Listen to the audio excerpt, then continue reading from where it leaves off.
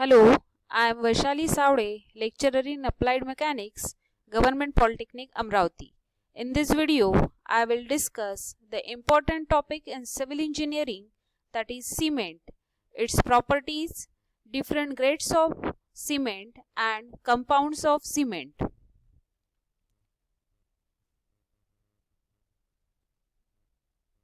Let us look on learning objectives. After watching this video, you will be able to understand constituents of ordinary Portland cement and effects on properties of ordinary Portland cement. Understand the bogus compounds, chemical ingredients of cement and hydration process of cement. Understand physical properties of ordinary Portland cement and different grades of OPC, that is ordinary Portland cement. Now, let us discuss the definition of cement. Cement is any substance that acts as a binding agent for different materials. Now, basically cement is produced by calcining at a high temperature, that is about 1400 degrees Celsius, an intimate mixture of calcareous, siliceous and aluminous substances and crushing the resulting clinkers to a fine powder. Here chemical ingredients of cement are given, which is present in the raw stage. The raw materials used for manufacture of cement consist mainly of silica, lime and alumina. Iron oxide, sulfur trioxide and other alkalis are also present, but in very small proportions. Different chemical ingredients are given as lime, silica, iron oxide, alumina, gypsum, magnesium oxide, sulfur trioxide, alkalis like soda, potash, and their chemical formula and percentage present in the cement are given in the table.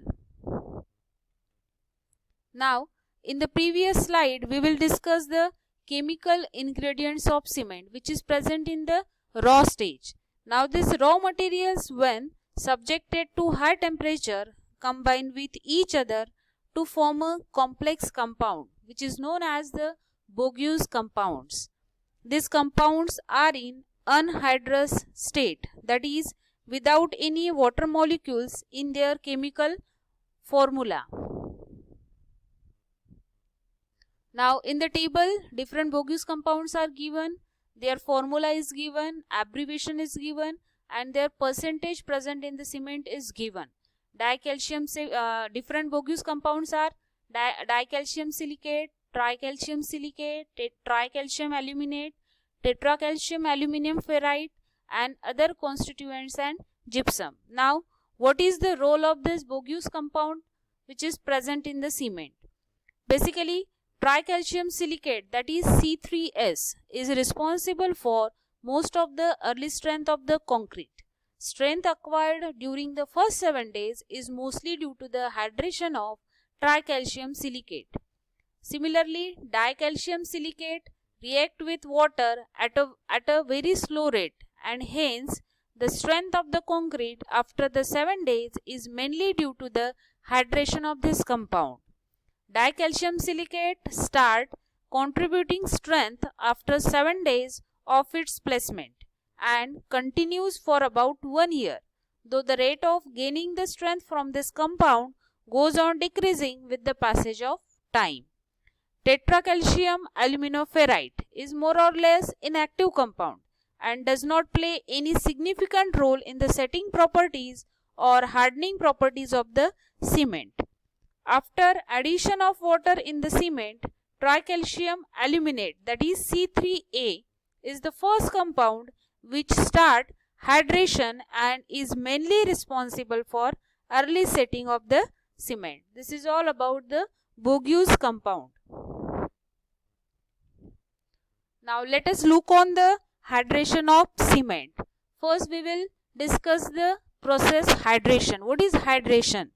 We know that the silicate and aluminate is present in the cement, and this silicate and aluminates of the cement, when react with water, form a binding medium which solidifies into a hardened mass.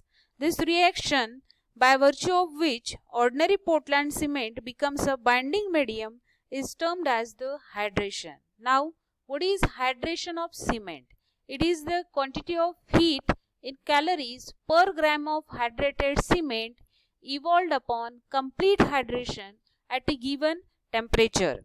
The hydration of cement is exothermic, that is, it gives out heat with approximately 120 calorie per gram. In the interior of large concrete mass, the hydration can result in a large rise in temperature. Now let us discuss the grades of OPC. Basically, there are 3 grades of OPC. Depending upon the strength of the cement at 28 day when tested as per IS 1489-1991, OPC is divided into 3 grades: 33 grade, 43 grade and 53 grade. Now first one is 33 grade. If the 28 days strength is not less than 33 Newton per millimeter square, then it is called as 33 grade cement. This grade of cement has high workability and is mainly used for mortar in masonry work and for plastering work. 43 grade cement, if the 28 day strength is not less than 43 Newton per millimeter square, then it is called as the 43 grade cement. This cement is moderately sulfate resisting and has low chloride content. It has a good workability and also gives the smooth surface finish.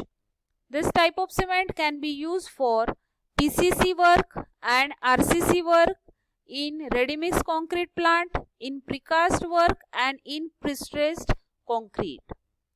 Now 53 grade cement, if the strength is not less than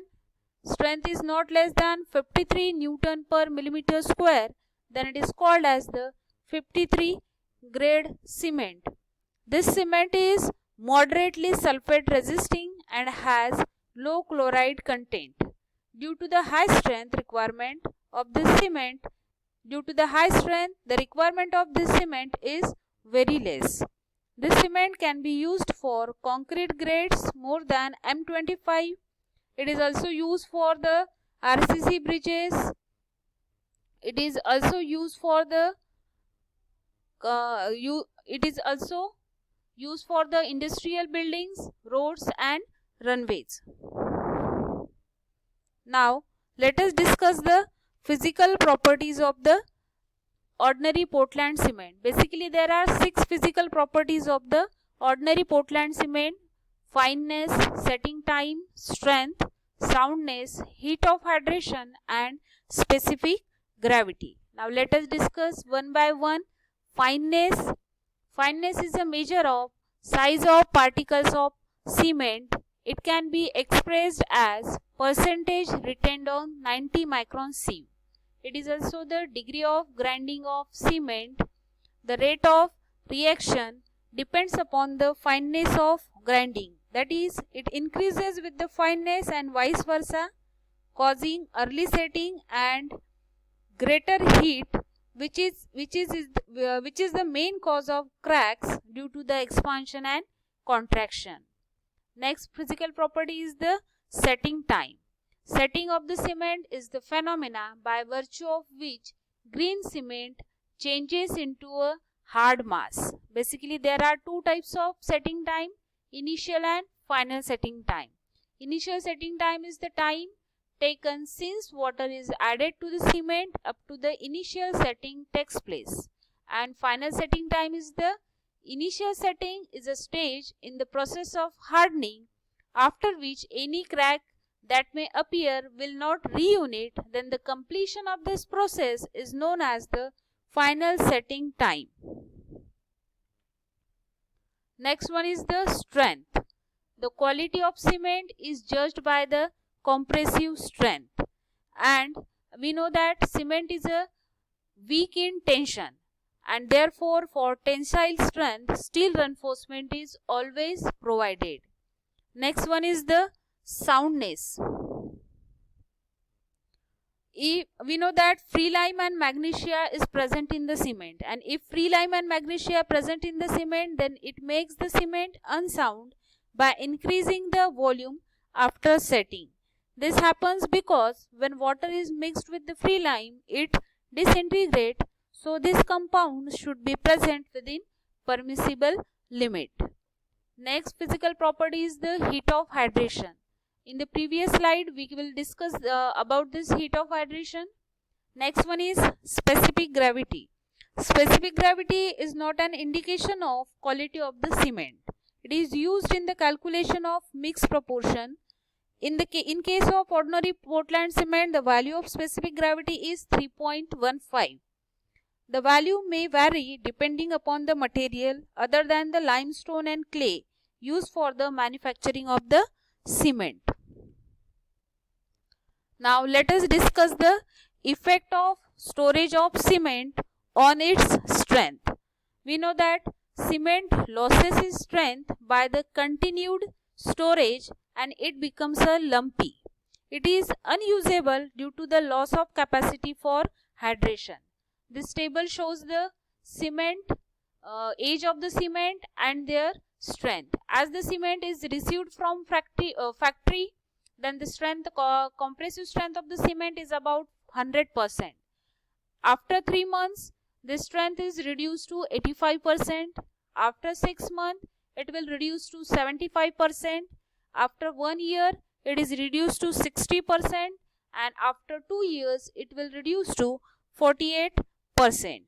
Therefore, in spite of best precaution taken to store the cement, it is found that its strength is reduced due to long storage. Therefore, to store the cement for lesser time, that is, it is advisable to use cement within 3 months at maximum. Now, adulteration of cement. What is adulteration of cement? The process by which cement is made impure or inferior by the addition of improper substances like fly ash, stone dust, surkhi or lime, silt and clay is called as the adulteration of cement. Adulteration of cement can be done in various ways: by mixing fine or powdered fly ash, by mixing fine silt, by mixing very fine stone dust from quarries, by mixing lime powder, or by mixing old cement which has lost its strength. Now, the precautions to be taken while storing the cement at site. In the previous slide, we discussed about the effect of storage of cement on its strength. Therefore, some precautions has to be taken while storing the cement at site. Bags. First precaution is bags should not be stacked more than 8 bags high if adequate storage area is available. If storage area is not adequate, then higher stacking, but not more than 15 bags can be permitted. If the stack is more than 8 bags high, the bags should be arranged in layers in header and stretcher fashion. All the bags must be stored at least 300 mm away from the walls for better and easy handling. 1 meter wide passages are required to be kept in such a manner that old stock of the cement can be removed without disturbing the fresher stock stored in the godown. To reduce the air circulation, the stacks of the cement bag must be stored as close as possible. Install strip heaters on walls at suitable locations. Install exhaust fan on the blank walls to improve the ventilations. And all the precautions are given on the slide. Now these are the references. Thank you.